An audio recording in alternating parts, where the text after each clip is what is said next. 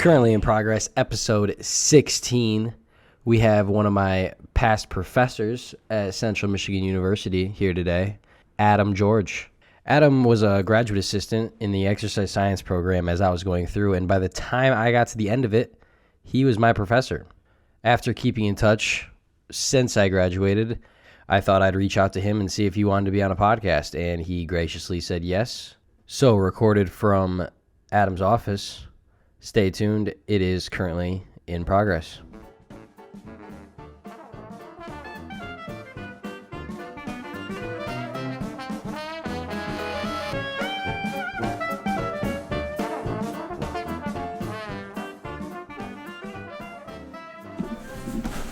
Okay. We are now live. So, how's the first beginning of the semester been? It's been great, man. We are really, last year we operated mostly in person for exercise science, so it's been more of the same this year. The biggest difference is that they really kind of strongly encourage vaccinations and or having to report weekly tests or do weekly testing. Mm-hmm. But other than that, man, we are fully in the swing of things, and it's been a really successful semester so far. I think we just finished, this will be our 6th week, so things are clipping right along. So what classes are you teaching this semester? Yeah, so kind of the standard classes that I've been teaching since I've been in this position. Right now I'm only teaching half of the Intro to Exercise Science sections, so I really enjoy teaching that class, kind of being on the front line with some of the younger students, especially since I came through the program as an undergrad and then again as a graduate student.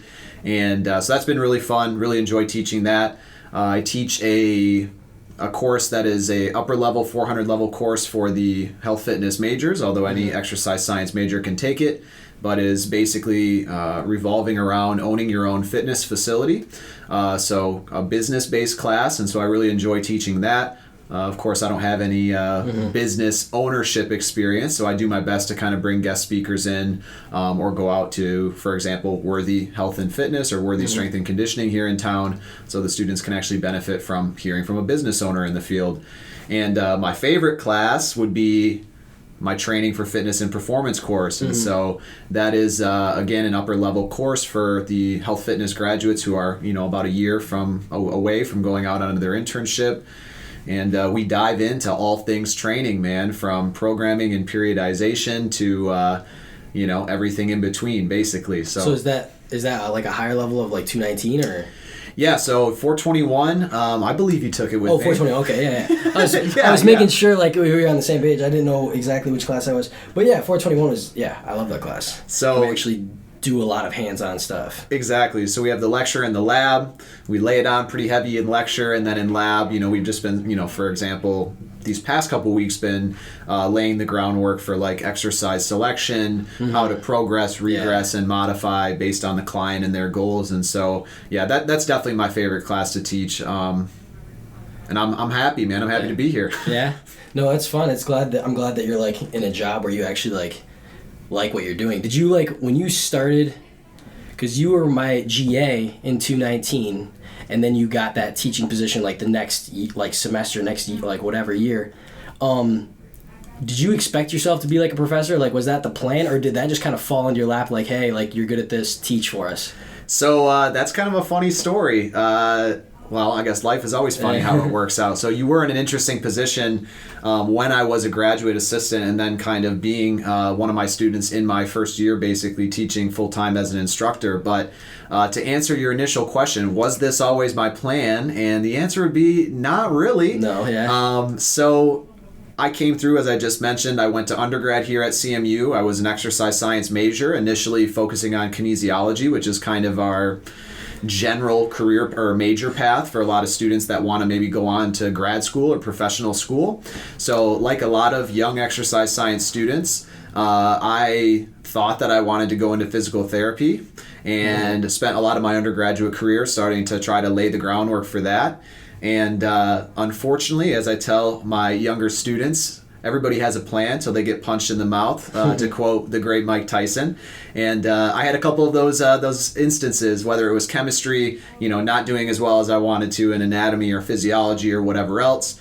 I guess looking back, I kind of attribute not doing as well in those classes to maybe not having the strongest application I could have trying to apply for PT school. I kind of just went right ahead at the end of my undergraduate. I knew that it would kind of be, shaky. I thought I had other basically strengths in my application, whether it was my observation hours, letters of rec, whatever.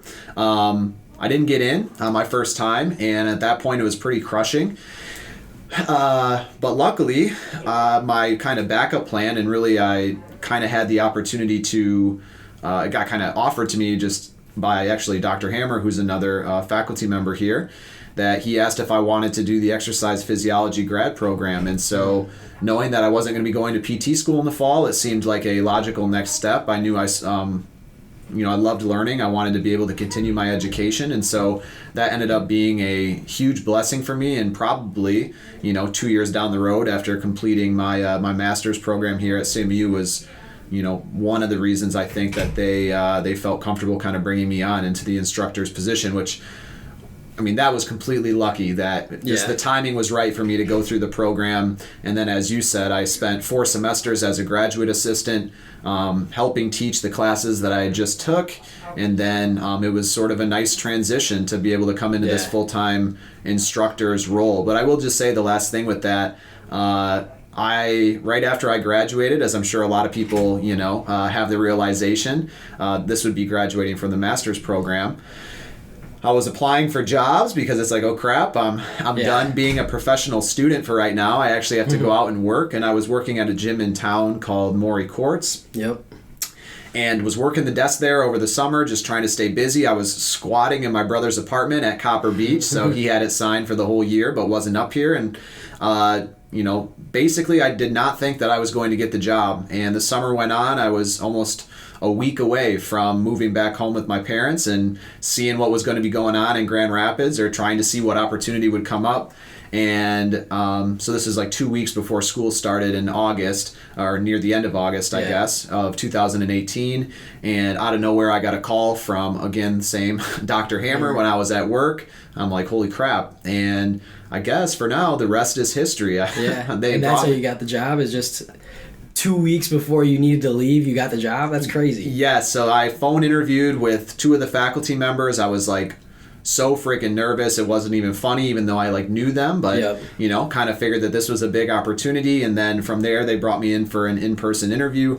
I had to develop a lecture and then a lab-based component to supplement the lecture that I did to kind of, show why they would feel comfortable to bring me on. And I guess luckily I didn't completely drop the ball. I did well enough. And so that was the only kind of stressful part, because they're like, all right, cool, you're hired, classes start in a week.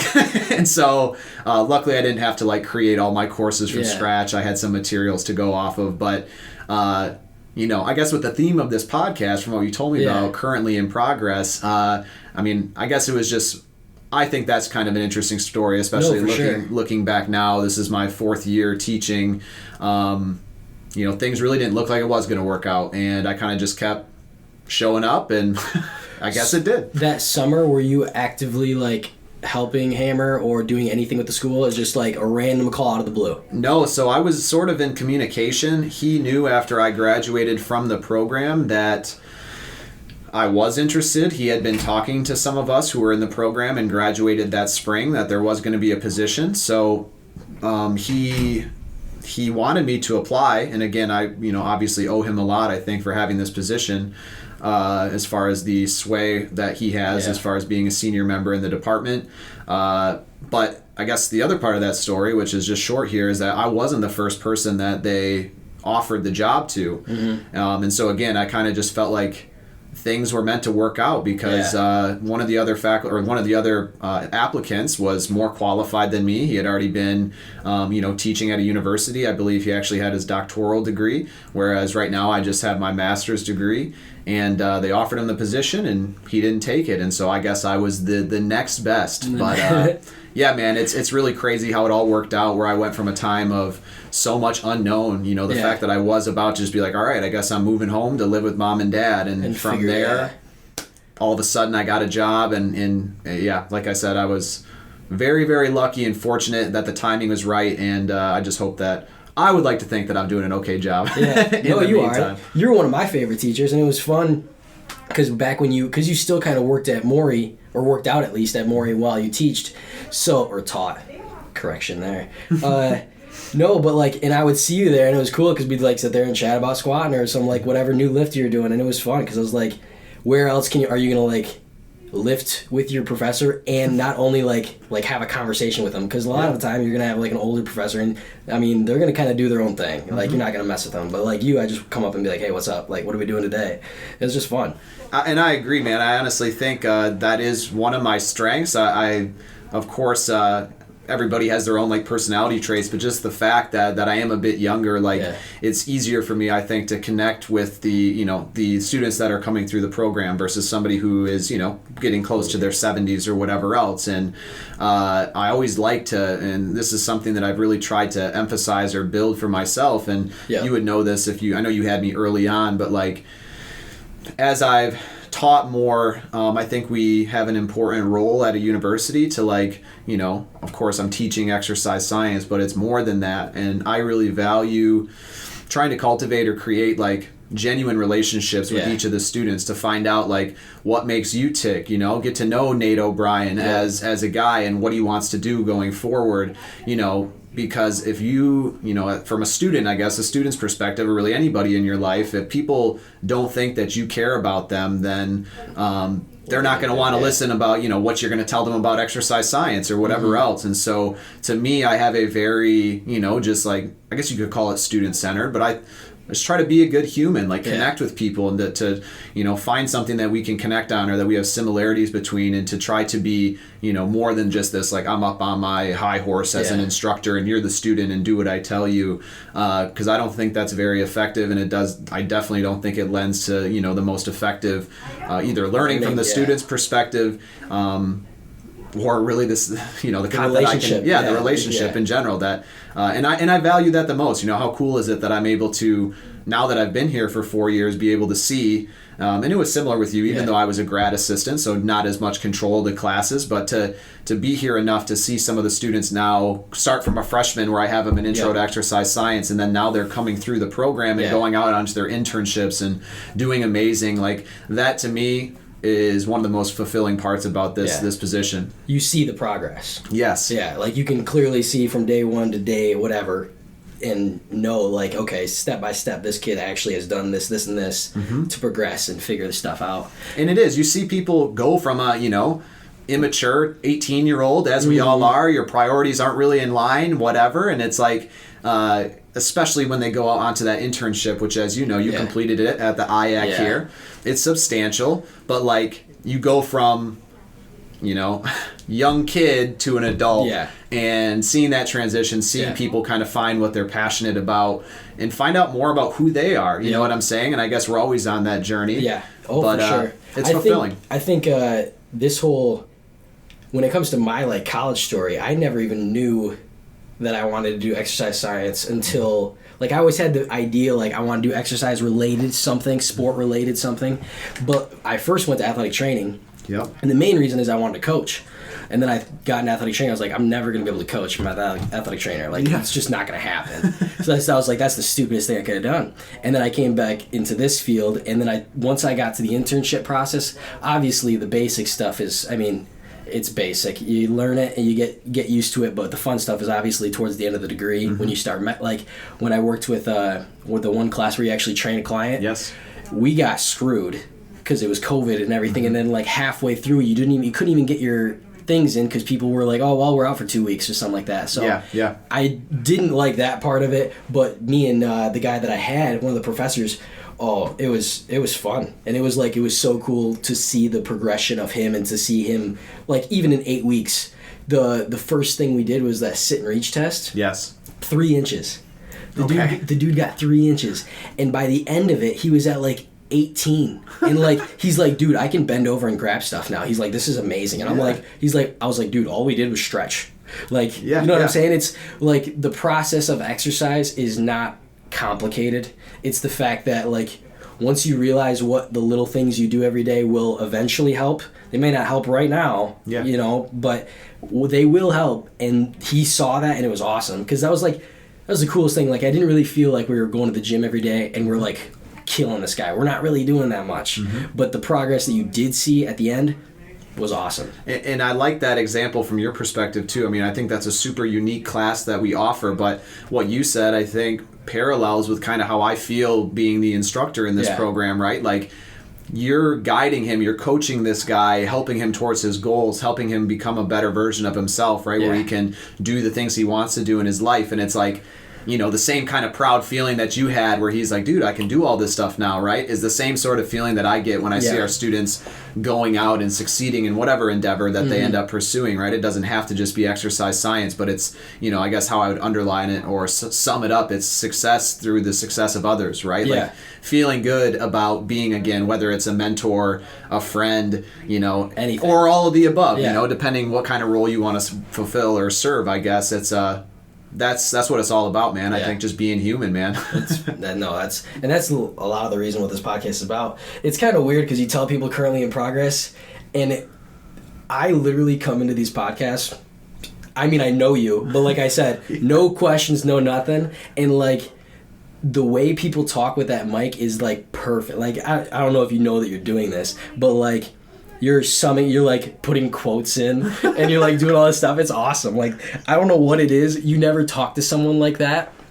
Like, people don't usually, I don't know. I mean, it feels casual conversation right now. You kind of do, but you even when you were teaching, you always had those quotes and like all of, like that motivational stuff, but like you're in that sense of where you need to do that kind of, but like in this it's funny just listen to people talk like that. I know, now that you've done this a bunch, I know. Hey guys, this is my first podcast. I hope it's not blatantly obvious. That's awesome. No, so another thing I wanted to like touch more on, but like what is it really like, because like how old are you? 27? 28. You're 28 teaching probably some kids that are older than, there's probably some adults that are older than you in the class. Yes, I've had a couple students that are older than me, which is an interesting dynamic. Yeah. But like how, and that like that dynamic too you can talk about, but like how is it just being this young in a field that is predominantly older people teaching?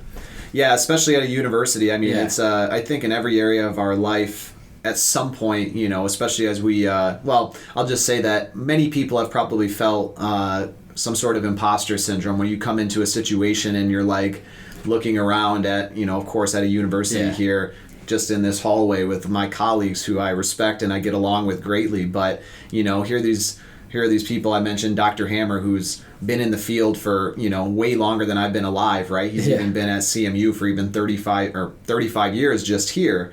And it, like, I try, of course, you want to acknowledge those feelings, I guess, and to me, I think it gives me a little bit of a, you know, added pressure, but in a good way to try to be my best, right? Because and I guess it kind of, for me, is not that they're putting pressure on me, I guess, but it's the fact that I've known them for many years. Many of them I took class from when I was an undergrad or had class with them. And so now I'm here like on the other side of the curtain, and you don't want to let them down. Well, and I have like pride in the program, and so I do take it seriously. But as far as like objectively how qualified I am, I mentioned earlier when I was talking that I only have my master's degree, and so I have this terminal degree that's hanging over my head. Basically, if I want to stay in higher education and have the ability to pursue, you know, tenure track or something like that, I'm going to need a doctoral degree. But damn it, that's a little scary, man. I know it's going to be challenging, but, you know, as they say, anything that's worth doing is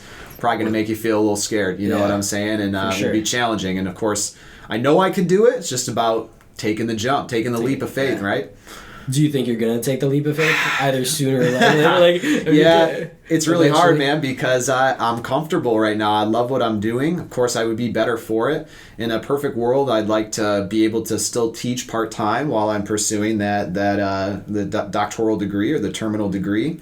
And I joked with Dr. O'Connor or Paul, who I'm really good friends with in this program, and basically told him to like stay on me, because it has been. All of a sudden, I look up. It's nuts to think that this is my 4th year. Yeah. And if I don't soon enough, although there are other faculty members here, like I don't know, you probably had Leslie Wallace in physiology if you took her class. I had no, I didn't. I had the other guy, older guy, glasses. Dr. Edwards? Yes. Okay, so, so, yeah. so she's just an example of she's awesome. She's great at what she does. She's really carved out her niche yeah. within the program here, and she only has her master's degree. It's kind of funny how, not that this is about her, but her experience came full circle. She was one of Dr. Saltarelli's students. Yeah. And of course he just retired. Shout out to Dr. Salt. But she's been here now for, again, I forget how many years, but just the relationships that we have here, you never know what it could turn into. I mean, the way she's talked about it, and I've heard her, she actually was speaking at Dr. Salt's retirement, but, he basically asked her, like, hey, do you want to come on and teach this course? And the rest is history. She's still here. And like I said, so, yeah, the short answer is that I really hope that I do try to do this, but it's kind of hard, I think, fighting complacency a bit, right? Where I am a 28-year-old guy, in my mind, comfortable financially right now. Still having fun. Still having fun. Still have the free time that you want. Exactly. And I really cherish that, like having some semblance of like work-life balance. I get a lot of satisfaction from, doing the things related to my job and any of the work that's associated with that. But, it is a bit freaky to think that if you're going to get a doctoral degree, like you're going to have some long nights, you're going to have some, weekends that are full of doing whatever. And again, it's not anything that I haven't done before. It's just probably to a much higher level. You know what I'm saying? And so, like, what you're in for now because you know what you did. You know how hard just a master's degree is. Now you know this is going to be harder. Yes. You got to now you're like, okay, well, we got to take this leap and we got to commit whenever we do, it's got to be a commitment. Absolutely. That's nuts. That's kind of like what I'm doing right now. Hopefully, I don't know if I showed you, but the van yet. I remember you telling me about it. I was hoping that you would maybe get into this as far as what your next step is. So we're working on it right now. It's got done, we're doing all the fine tuning right now. Okay. Making it super livable, making sure I have all my stuff where it needs to be and making sure everything runs, propane, water, all that good stuff, bathroom.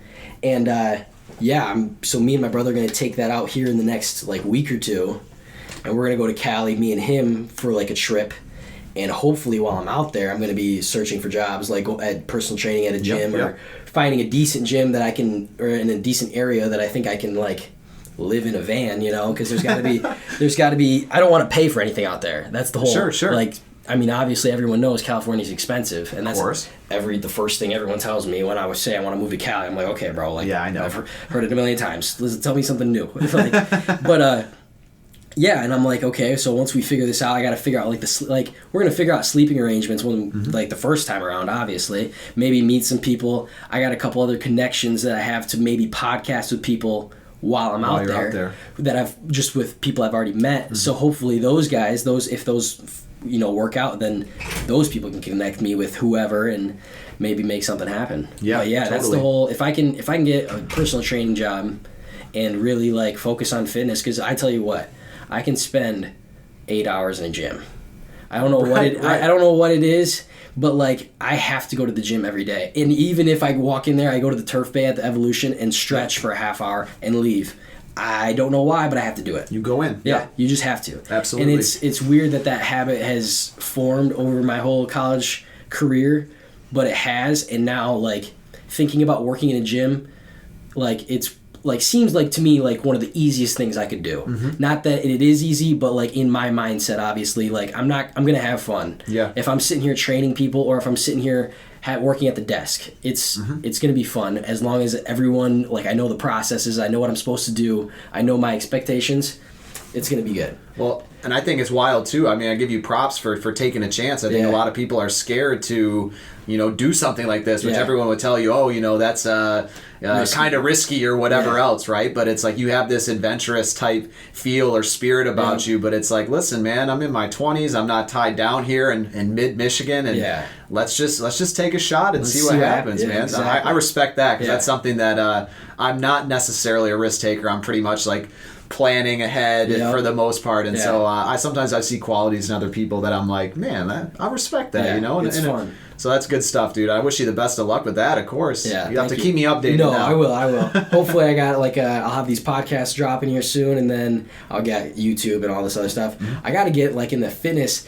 See, this is going to sound like I don't want to do it, but I need to do it. Is TikTok and all these other things in the fitness field. You know what I'm saying? People make they have so much. you see so much knowledge being dropped on all these things, and like obviously you have the people that, you know, is just like basic. You don't even want to listen to these people if you actually know what you're talking about. But then you have a lot of people that are out there putting really good stuff on, like you know Lance, but like his basketball TikToks are actually pretty legit. Like like if I was a kid and I wanted to know how to play basketball like at a higher level, like I would watch those and I would look at those, and like I feel like I could do that too, and like to the extent like at least it's useful. That's all it needs to be, is useful to the average person. So, and what I want to do too, my brother has I know you know him, the kettlebells that are like Joe Rogan ones. Yep. My brother has those. Okay. So we're bringing those out west, and what I want to do is like if we go like to a national park and like hike up a mountain or something, like we're gonna take one or two of these kettlebells and I'm gonna do a workout up there. You're gonna drive the drone around me. I'll have a camera or something set up and do that. And like, how cool would that be, just to be doing kettlebell workouts on top of a mountain? Yes. Like, and looking down. It'll be like, it'd just be cool. No, it totally would, man. And I'll just say too, I know. Of course, when you want to market yourself, and I love the idea, especially knowing that you came through our program and what you're passionate about. I know I'm not on TikTok. I'm not even on TikTok either. But hey, I would make the argument that like there is so much bad information out there. For sure. So it's like to be able to amplify the voices of people who like, again, have a formal education, know more than just the very, very basic or whatever, to basically get away with, you know, showing their abs or ass on social media. It's like, oh well, this person must know what they're talking about. So anyways, man, that'll be great, and I think that you have an awesome plan in place, man. It's cool to hear all the types of the different ideas that you have once you get out there. You're gonna have to go to like Venice Beach or something to. Well, that's one of the first. So one of the people I podcasted with prior, he's the trainer at Evolution. Okay. He's got a buddy in Huntington Beach. Okay. Right next to Venice Beach, and I already plan on going there and doing that scene. I want to see Muscle Beach. That's which I think is in Venice. Yeah. Yep. I think there's a couple in Cali. There's got to be one in Northern, probably that one in Southern California. Yes. But like, yeah, dude, just imagine like you see the like all these things that you see on TV or whatever, and it's just like, you know, you could go there. You could go there. You could go there and you could walk on that and do all that stuff, and it's just like people don't, or like people like just wish they could. I'm like, bro, let's just go. Like, I mean, it's kind of crazy that, you know, because I guess personally this is a story that comes up to me as far as why I've actually been out to Venice Beach and been to Muscle Beach, which is funny because all the equipment is like rusted and old, but it kind of reminds me, one of my buddies from undergrad, his name's Garrett, like something similar but different, but he basically took a chance. He's from, you know, northern Michigan, small town, and for whatever reason, after he graduated undergrad, he decided like, hey man, I'm taking like a Spirit Airlines flight out to California, like as cheap as it gets, but we're going to go out there and we're going to see what can happen. And luckily he had locked down at that time a job at Equinox in Santa Monica. But, you know, I respected the hell out of that. It's a big chance to take, and it's a big risk to take, and it's going to be something that's uncomfortable when you're young. You know, he was only 21, 22 years old, and he's still out there, not still in the fitness industry, but he's happy. He lives in Huntington Beach. I'm pretty sure he's doing like real estate stuff now, but that's what you got to go west, right? Try to go to Hollywood or California. You make it big. Yes, dude. Yes. And it would be so like any little thing that happens is positive. Like if one person recognizes me from a podcast or like from a picture that I take with my van, be like, cool. Like, yes. Well, I like that guy. Like he paid attention to something that I did, you know? Agree. And I feel like what you're doing is fulfilling for yourself and what you're interested in and what you want to do. And then, of course, you know, you want to be able to hopefully impact other people and spread your content and everything like that, which is awesome. And so, of course, starting out, it's going to be more of a challenge, right? But you never know what can happen. You never know. 2, 3, 5 years down the road, shoot, you might be Joe Rogan status or something. Dude, don't start with me. It would be amazing. You know what would be even cooler is not even if I got to Joe Rogan status, but Joe Rogan was like, hey, what's up? Like, come on to your podcast. Yeah, like, you want to come on here? You want to come me on yours? Whatever. Like, let's do something. But yeah, he tends to bring some, let's just say, interesting characters onto his podcast. I don't listen to Jerry, but of course, like I said, as far as reach from a podcaster, he's probably one of the biggest out there. I don't know how many millions of listeners he gets, but he's one of the top 1 or 2 guys with like Logan Paul with podcasting, which is crazy. Jeez. Yeah, Logan Paul is one of the. I did not know that he had podcasts, although I try. I've been somewhat following his celebrity boxing. I mean, the guy trains hard. Yeah, I mean, he went 8 rounds with Floyd Mayweather. Like, part of me wants to be like on stage, but like, dude, he trains hard. He's a big dude. So, anyways, that's obviously. Make it work. But yeah, man, what else? So like, let's get back to you here. We got back to me.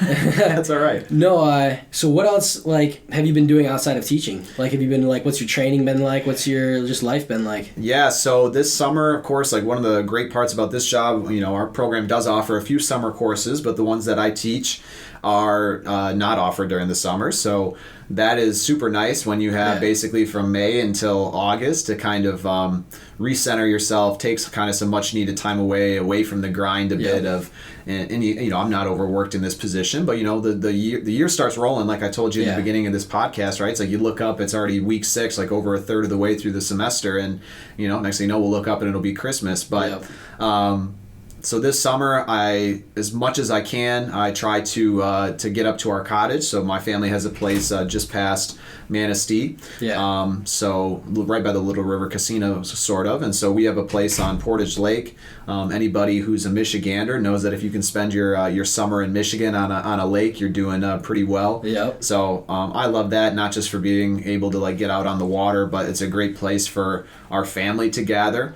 And of course, I love seeing them. And then other than that, man, I stayed this summer randomly enough. I ended up picking up some personal training clients from a former student that's actually now in physical therapy school. So he wasn't going to be in town. He was doing clinical rotations and wasn't going to be able to keep training his clients. So at first I picked up the clients thinking that it would just be for the summer. But now I saw him in the middle of the summer when he was back on campus for a second, and he's like, yeah, man, I'm not coming back. So you want him, yeah. So I've been rolling with that. So I definitely wasn't super busy. As far as like actual obligations that I had, I was probably doing around 2 sessions a piece. So I have 2 clients. One's a 58-year-old guy who just wants to golf and hunt. And then I have a 68-year-old client who works in the med school here at CMU. And it's just been really great to kind of get back into the trenches. Of course, in our courses, I teach you guys how to train. And so it's been nice for me to be able to get back into it. And again, it's for me, it's creating the relationships with them. My 58-year-old client was just out in Colorado doing some elk hunting. Unfortunately, thought he was going to knock one down on the last day, but he was telling me the mechanical broadhead he used, he's never going to use it again. He ended up whacking this elk, but he couldn't find it. He didn't end up getting to take it out. But anyways, he was just like, yeah, man, I felt good. I felt strong. My knee was great. Like going through the mountains up there, they had to basically go from base camp it's a lot of climb work. up and back down. I've never been to Colorado, but I can imagine what it's like to be at a little bit of altitude, especially when you're hauling gear around and things like that. But he also brought up today, I just trained him this morning. He's like, of course, inching out everything he can for the golf season. It's been unseasonably warm here. We're getting 70-degree weather, and we're second week of October, I think. But his friends that he golfs with are like, dang, Ken, like you're like smoking the ball like farther than you have. And I'm like, probably because you've just been playing a bunch of golf. I'm not trying to take credit for all that, but he's just like, that to me, like, lets me know that this stuff is worth it. To me, it's awesome to be able to, like I said, just connect with these people, help them towards their goals, help them become the best version of themselves, at least in the physical sense. But we know it's kind of more than that too. And then, so that, I'm still doing that, managing that with my schedule and teaching now. So it just basically makes for a couple early mornings. Like I was up at 5:15 to get to the gym at 5:40 today. Or 5:45, and then I guess circling back to what else I did this summer, I just read a bunch. So I know you listeners can't see, I'm trying to build out my little library here, and you got a good start. I'm trying. I haven't cluttered my office yet, but I really, especially over the past year and a half, I've really enjoyed, specifically when the pandemic started in 2020, reading about like human psychology, social psychology, like, basically why are humans the way they are and how do we think. And I really enjoyed reading in that area.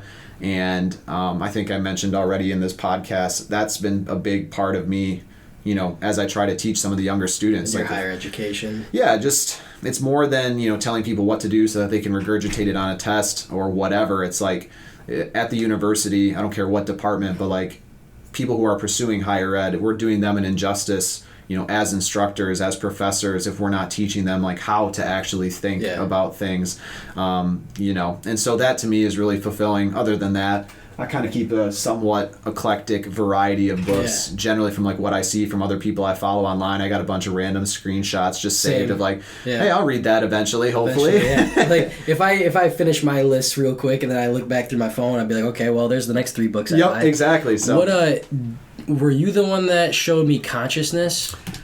Did you read that book, like the little black one with all the white writing? I do have that right here. Yeah. I don't know if I'm the one, but I did try to read through this. Yeah. Is that not spunky or what? It was a brief introduction. I mean, it's probably the thinnest book that I have. Not that like having a thick book is impressive, but it made me question a lot. It does. It Which does. is like you said, something like our consciousness we take for granted. Yeah. Like, you don't never think twice about it until you actually do, and you're like, whoa. Yeah, like what level? There are levels to it and everything.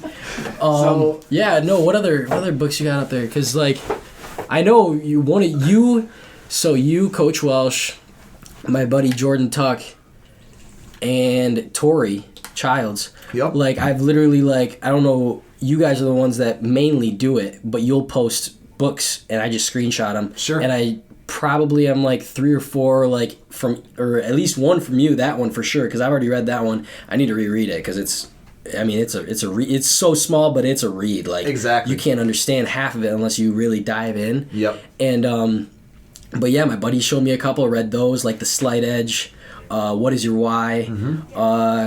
What else we got? Bird by Bird is about how to write a book. Okay. That was kind of cool, by Annie Lamott. I love that book. But no, I need to get back into the reading. I actually, this morning, I have my van, I have a bench seat, and inside the bench seat there's like a backrest and it has cavities. Whole thing's filled with books now. I was going to say, if your brother's driving part of it, you'd be able to just sit back there and read. Chill out and read, man. Dude, I can't wait.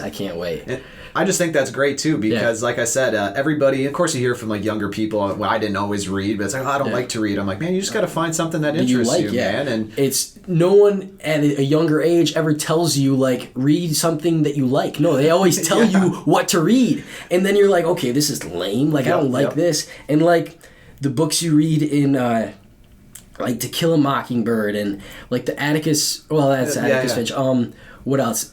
Lenny, was that the? Oh, we didn't read that in high school, but we did read To Kill a Mockingbird. Yeah. I mean, that is an American classic, as they say. And they are classics. And there's obviously good things that come from them, but like at that age, it's not what you want to read about. It's not. You probably just go on Spark Notes that you can try to. Or you let your teacher explain to you what happened, and it's like it's not as meaningful. And like the books that I've been reading lately, I was Extreme Ownership. Yeah. And then what was the Dale Carnegie?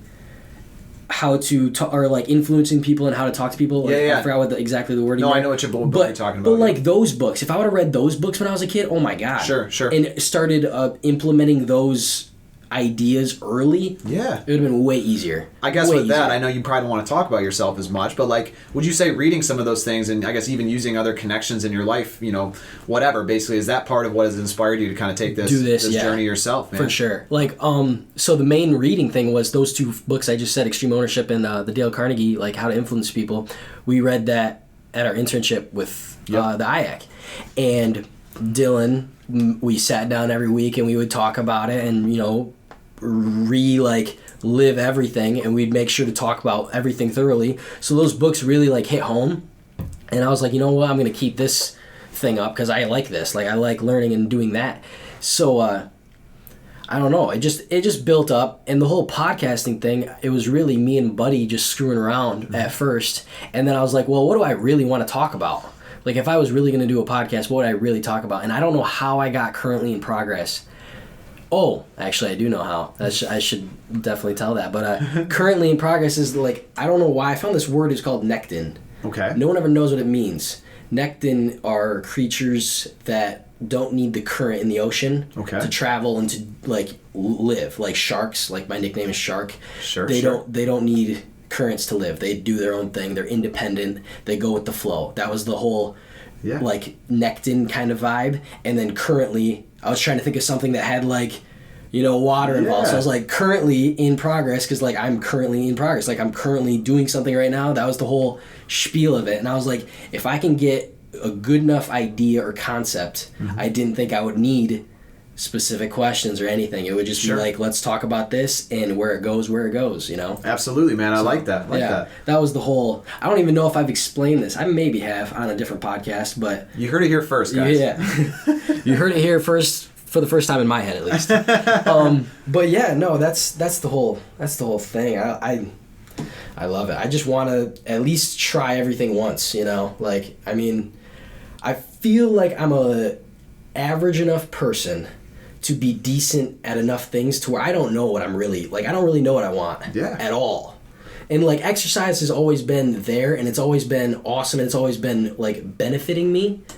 So I was like, well, I might as well learn more about it. Sure. So, because I didn't know what I was going to, like I said, college was just like, I need to go to college. Yep. Air quotes. So this is what I do.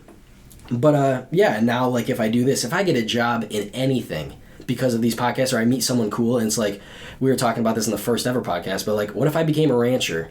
I podcasted with a rancher, and I was like, dude, your life sounds awesome. I'm gonna stick with you for a little bit, see what happens. Yeah. Like, I don't know. I don't think I will, but, I mean, I'm just giving that example. But, yeah, like, you gotta just try everything once. You gotta, you know, see what you can do. Because, like, if you don't try now, you're not gonna try later. No, you can't try later. You're at the perfect point, like Yeah. I said, in your life where you're not tied down anywhere. And I mean, to me, it's funny that you say that about your college experience, especially for younger people. I know I'm not too much older than you, but it was kind of like the popular thing to do would be like, oh, go to college, right? And a lot of people, like you said, you ask an 18-year-old, like, okay, what do you want to do for the rest of your life? You're like, I don't know. I guess I kind of like working out, so you know. And I'm not saying, you know, we get a lot of people, of course, that at least probably say that, and it's like, well, let's see what happens, right? So I think it's awesome to you kind of see people, right, either out of necessity or just the fact that they like eventually age, they mature, their interests become more clear, they start to understand who they are, and it's like, you know what, like, I'm gonna go pursue this endeavor, right? Like, take a chance. And again, I respect the hell out of you for like going and do something that's not like cookie cutter normal and to be expected, right? It's I want to be different. I want to try it at least. Yeah, absolutely. So let's get back to this kind of like this learning thing. Now that you're back and you did some personal training, obviously you probably did some personal training when you were in your degree and learning. What was the difference in your training styles from obviously beginning of undergrad to now? Because because I know it for a fact that when I do it, I figure something out new pretty much every time I do something.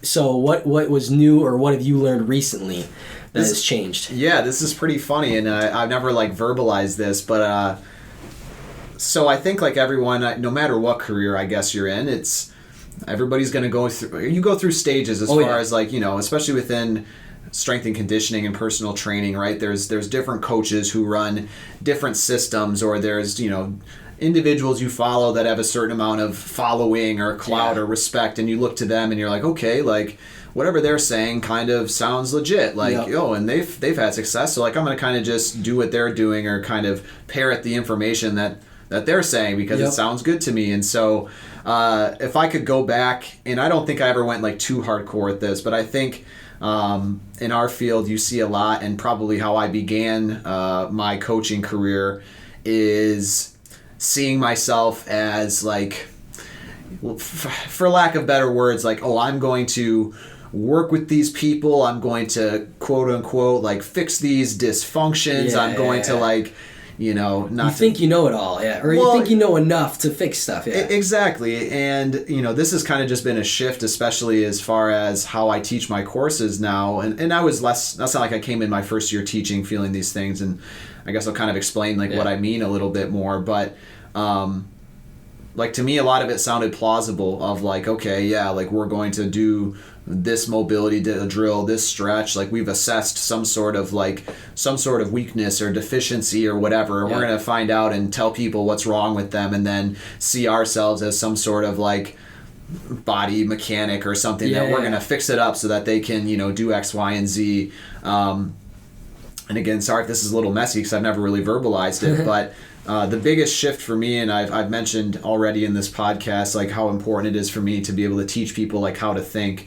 And so I guess I'll end up answering this question. Like, epistemically, or my view on knowledge is that generally we should be probably less certain about how much we know, and to like embrace that uncomfortable feeling that is uncertainty. And so, you know, when you are dealing with, let's say, humans who are incredibly complex, dynamic biological systems that are fully capable of adapting, right? Yeah. I started having these realizations as I got older and started seeing other people and following different clinicians and practitioners, you know, on social media that I really respected, where it's like, you know, why am I saying that, you know, like this is wrong or bad, right? Like it may be something that we can work on with this person. You know, let's say like a hip shift in the bottom of the squat, right? Yep. People will like demonize that, and, you know, certain accounts with millions of followers online will say, oh, you gotta fix your 3 millimeter hip shift or else bad things are gonna happen to you, right? So you might as well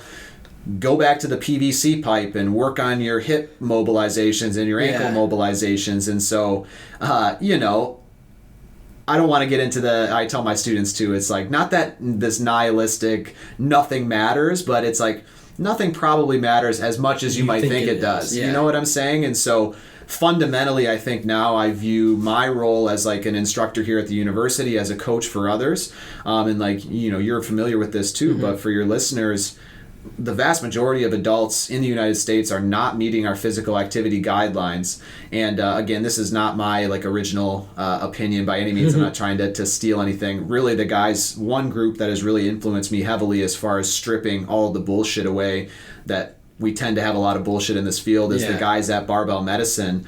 And it's basically this idea that in the physical activity guidelines, you're hoping that people are going to meet, you know, the 150 to 300 minutes of aerobic activity, or 75 minutes to 150 minutes of vigorous activity, 2 full body days of resistance training or lifting weights, right? Yep. I mean, those are the goals that we're trying to hit individually and as a society to start to, you know, reap the health benefits associated with exercise. You don't see anywhere in those guidelines, you know, avoid hip shifting in the bottom of your squat or, you know, so to me it's like, what are we really doing? And I think what we do see, and maybe a part of you know, just being in society, like the clients that I work with, I'm now much more cognizant of like trying to be a guide to let them know it's okay. Like, it's okay if your back's not perfectly neutral. It's okay if, you know, because they've learned these things from either, you know, OSHA workplace safety video. Oh, lift with your legs, not with your back, or else, you know, bad things are going to happen. And so I know this has sort of been a long-winded answer, but it's fun for me to try to verbalize it, I guess, because I think I went from being like very, you know, concerned with minutia and people's movement or their posture or whatever, which I think is a stage that a lot of coaches inevitably go through early on in their career, right? You're learning all this exercise science, and, you know, it seems plausible to be like, oh, your hip flexors are tight and your abs are weak, and that's what's causing your low back pain. And not even getting into the discussion of pain, because it's incredibly complex and individualized. But like, I felt like I was doing something because I knew these things, right? Because I have this deep, at least at that point, I thought it was a deep knowledge of exercise science. And now and I especially try to emphasize this, which like especially 421, even since you've taken it, how I've matured and grown as an instructor in this program, and then just working in the field. Like, I try to strip all of the BS away, right? And I guess fundamentally my approach now as a coach is like getting people to feel confident in their bodies, to move in a way that they enjoy, and to understand that there's going to be incredible differences in kind of, for example, what might be considered acceptable technique, right? And to you know, and I brought up the fact that we're not meeting guidelines, but to be able to help people not be not erect unnecessary barriers to exercise, right? But to encourage people that, hey, it's gonna be okay as long as we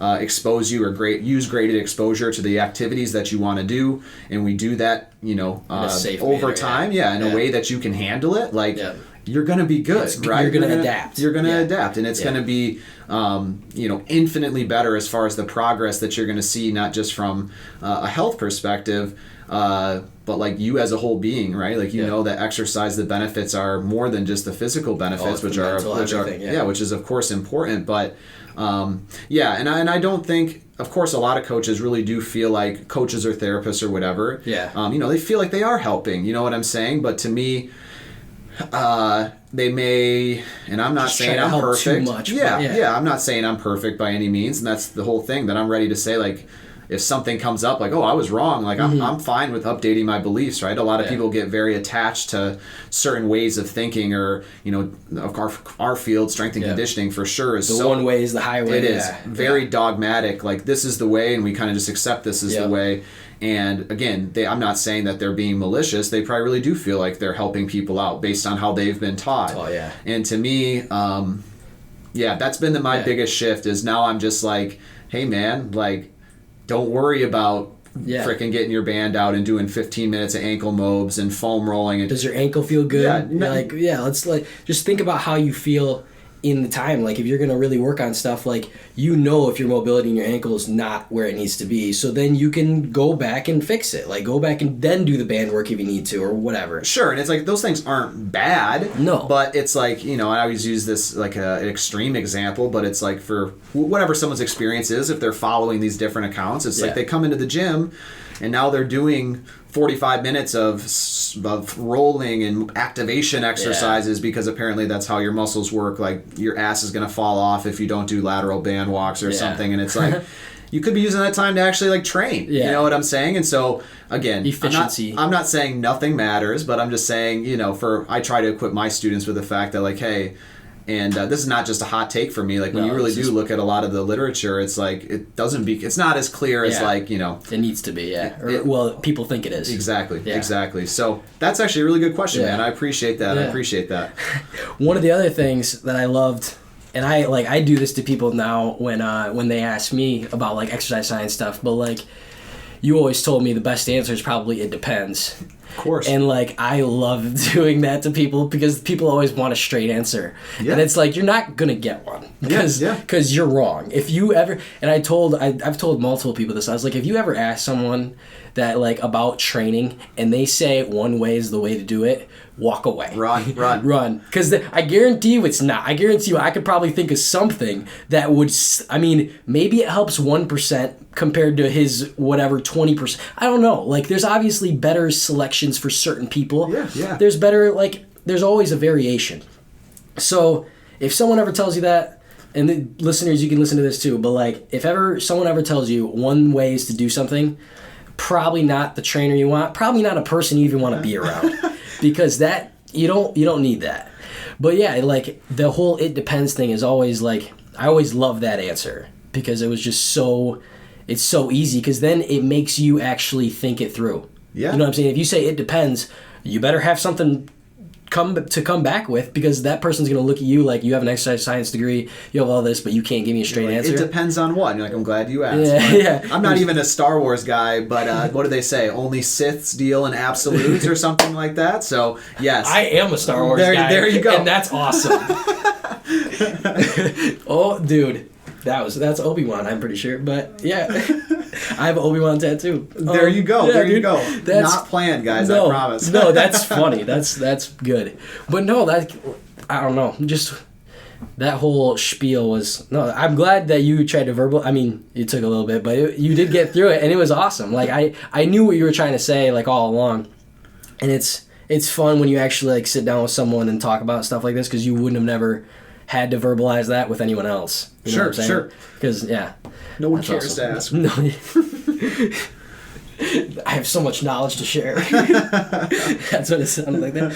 Oh, man. But no, it was always cool going through the program at Central was awesome, just because like the people you met, like O'Connor was just the same way. Like, you guys were all very consistent in your training or at least in your teaching too, about like how it came. Like, I don't know, dude, like, think it through. Like, this may work, this may not work, but you have to decide if it works.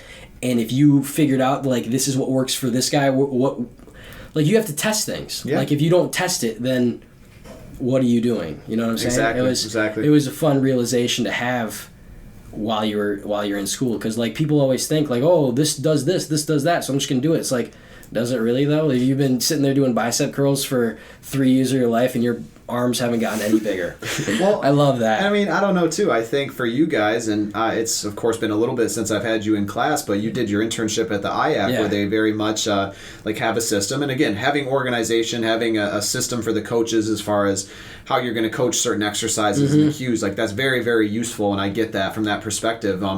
But my goal too, when I'm, in those upper level classes that I'm teaching for you guys, or have the privilege to teach you guys in, it doesn't do you guys any good if I were to tell you like, hey, this is the way to do it, right? Because inevitably, whether it's in your internship or whether it's in an employment opportunity somewhere down the road, Someone you're might gonna tell- you're gonna run into something where it's not exactly Yeah. like that. And so my goal is to not tell you one way to do it, because like you said, there is no one way. There's a Yeah. lot of ways. And but just giving you guys the skills and the general knowledge to be able to say, okay, this place does it Yeah. a little bit differently, but I understand generally where they're coming from yeah. because of this, and this. You know, so you understand the principles of it. It's just the way that it went was different. One person that I like to like kind of point out was like and I know you've heard of him. What is his knees over toes guy? sure. It's nuts.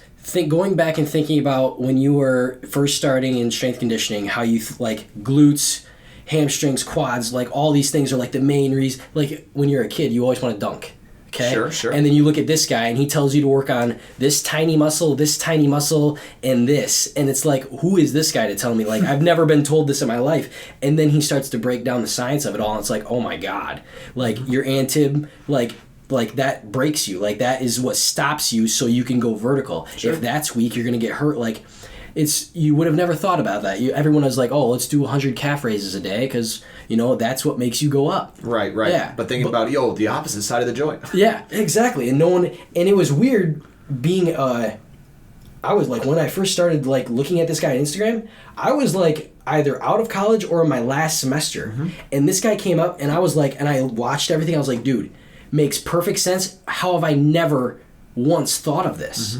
And it's weird to think that like the exercise science degree, and maybe anyone's degree or field, where like there's stuff that you haven't even been exposed to yet that is like gonna change everything that you think about. Yeah, totally. And like if you are so one way the highway, you're never gonna advance, and you're never gonna see that change. You'll which miss is that nuts. opportunity. Yeah. No, I think again, it's a comfortable feeling to just feel like, or basically to avoid or not seek out sources. Of course, the content that he's putting out is, I'm not saying it's like challenging you to your core, but it's like seeking out information that's gets you thinking about Yeah. like, hey, this is pretty interesting as Yeah. far as like what he's doing, but why didn't I think of things like that? Yeah. And like, oh, if you're not super attached to one way of doing things where you see it as like part of your identity, then it's quite easy to be like, okay, cool. Like I'm going to makes take sense, bits yeah. and pieces and I'm going to sort of implement it in versus, again, and I'm not, hopefully this isn't most people, but depending on the topic, people can become very, very, basically dig their heels into. It's like, this is my view on something. Of course, hopefully people aren't, like training is just training, although people have some pretty strong views. It's not religion or politics or things like that, but it's, honestly, part of what we've seen over the past year where people dig their heels in, they double down, they're not really looking to like seek out sources that may challenge what they believe, to try to find some sort of common ground with people. And it's just like, nope, this is where I'm at. Like, I'm not moving from this position, right? I'm just going to freaking call it where it is. This is how I feel, and I'm not updating my beliefs or how I do things, and It's nuts that people can think that way. And I don't know how along the line that they get to the point where they think they know something more than everyone else. It's like, dude, you could be Neil deGrasse Tyson. Like, there's something you don't know that I know over you can learn something from everyone, and man. it may not be about physics, but like something else. Like, it's nuts when people don't just sit. Like, you can sit down and just listen to them. You may not agree with anything they say, but at least you heard it. Yeah, sure. And at least you gave the open mind to try to understand it. Absolutely. Because those people that dig their heels, they don't do that. Yep. They're clocked out. They got blinders on and they're done. Exactly. And I got to get better at to the point of like once I see that or understand that, it's just like clock out too, and just be like, okay, well, clearly nothing I say is going to change anything. Right. Why waste my time? And then go on the next guy. And again, it's like not everything necessarily should be like entertained with equal weight as far as ideas and knowledge, quote unquote, that people may be trying to spread, right? It's like you can come into it with an open mind, but at the same time realize, like, depending what content you're talking about or whatever else, like, okay, this is just like objectively wrong. You feel this way, that's fine, but obviously we're not going to come to like an agreement here. Yes. And again, there can be some hot topics where people have some pretty strong opinions to say the least, and it's just like, you know what, I'm not even going to waste my time trying to like discuss, because there's no way in hell that either of us are going to see and eye it's to eye. weird what people think is objective and subjective. Sure. People can't some people can't differentiate those two at all, and it's just so hard and it's even harder to communicate with people like that, because then they'll bring up an argument that is completely subjective, and you as a person can't even argue it because It's their experience. It's not even experience. It's like you don't even know where it's coming from in the argument. Their you know own what I mean? experience of their reality. Yeah, and it's like that doesn't happen for 99% of anyone else that we have whatever we're talking about. Sure. And it's just weird to think about that. You guys, like, the communication side of life is unreal, and that, like, podcasting more, what I would like to do eventually is podcast with more people that I don't really understand, because I've gotten to the point where, like, everyone I know and I've known exactly what we're going to talk about. I've known at least a little bit of their backstory. I know what they've gone through. I've known that there's, like, obviously progress being made. But what if I meet someone that literally has only been on a, like, degress, like going downhill, and, like, it would be kind of cool to talk about that, obviously, and it would be hard just because I wouldn't even know anything about them, but maybe they'd open up and, like, tell me about that downhill, and it would be, I could learn something, at least. Well, even just like you said, interviewing somebody that you don't know, like you said, of course, it makes sense why you'd be reaching out to people, at least initially, for these first couple episodes, or it sounds like you got a bunch in stock, but with the whole theme of this podcast, what you're going to be doing out in California, like, you may bring somebody on that's from an entirely different walk of life, and just even having a conversation, which I think, I love just the human-to-human connection, but, the goal would be we're all currently in progress, right? No matter where you're at. You could learn something from them, learn something about them, learn something about their culture, about whatever, right? And it's like, that is part of being human, man. Like I said, the connection, which is, to me, huge, and I think that you have a nice forum here to possibly explore that in the future if you want to keep going that route. I can't wait, man. It's going to be fun, and like I've been talking to more and more people, like, the randomness of me doing podcasts out west will be the key to it, because, like, here it's easy. I can call up a bunch of people and be like, okay, I know what we're going to talk about, let's do it. Yeah. But there it's going to be like, I just met you at a bar, and this is what you told me about yourself, so I guess that was interesting enough to me to do a podcast about. Totally, and man. It'd be an experience. I can't wait. 100%. Dude, it's going to be fun. Well, that was an hour. And I think if you want to chill with that, that was a pretty good talk. I think so, man. Yeah, I appreciate you having me on, man. Yeah, I had a great time for sure. And like I said, even just coming in organically with nothing scripted. It was all made up, man, and on the spot. It was a really great experience. Yeah. I appreciate you reaching out to me, man, and I wish you the best of the luck, not just with your podcast ventures, but wish you the best of luck as you go out to California and see what's going to happen for you next, man. Thank you. I'll keep in touch. Absolutely. All right, brother. Have a good one. Yeah, you too, man.